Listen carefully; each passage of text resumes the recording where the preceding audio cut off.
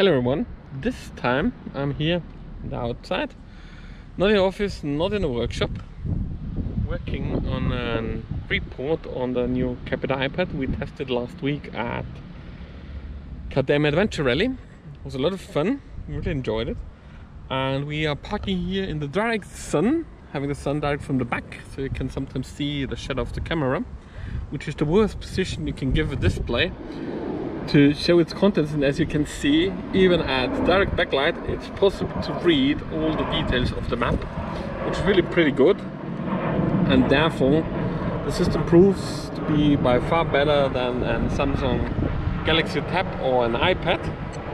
Additionally, we have this time also here the remote control, which is mounted at handlebar and connected through Bluetooth. It runs about some weeks with once charging, and the joystick can be used to move the map as well. The buttons can be used to zoom in and out, and of course it's possible to assign buttons to different functions.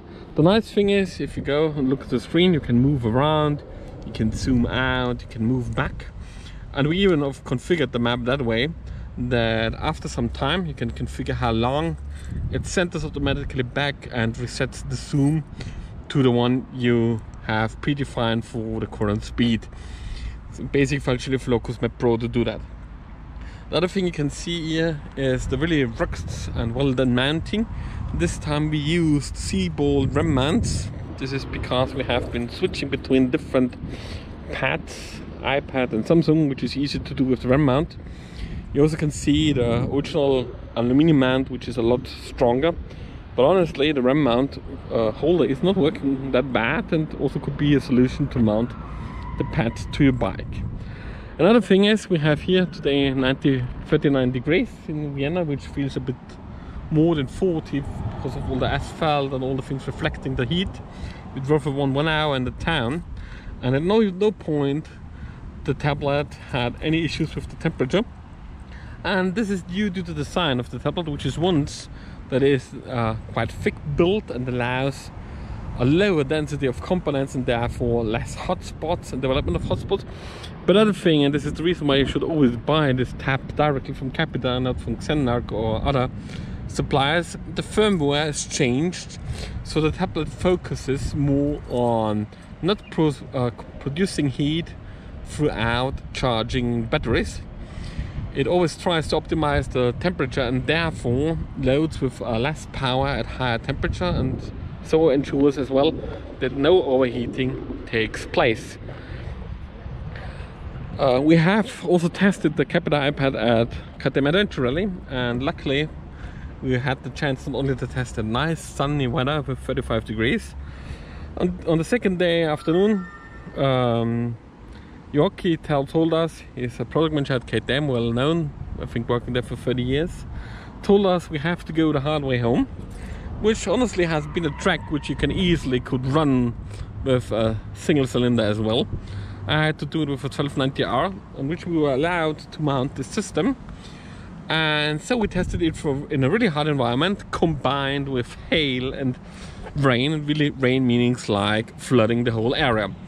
So we gave it a really hard test, flipping the bike around, flipping the bike into the water, diving in the tablet into the water, and nothing gave it any problems. So we did really the hard test that the tablet is able to stand really hard conditions. By the way, as we mounted the tablet to KTM's bike, we did not integrate it into the bike's power system, and therefore had to run all day on batteries, which the system they did really pretty well. We were able to run 8 to 10 hours in batteries and at full brightness, which also is a quite good value for a GPS system, and therefore the system really makes sense compared to other systems which often do not run the same time. Only devices like Montana are able to run the same time, assuming will only last about 3 hours. Yeah, so we're really pretty impressed. The next thing we will do is to integrate it with our rally mount controls, which will be for running with a roadbook. There we have currently a software issue with the Rally Navigator Reader app, which is already reported to the developers who are working to solve it. So we hopefully we hope that they get it solved out before Bosnia Rally, so we can use this device with the Rally Reader Roadbook app and our rally controls, and we will provide you of course updates on the controls and how they work with the roadbook. So you will soon get a new video update seeing how this device works as an electronic roadbook. And as it's 39 degrees, I propose everyone jump into the water now.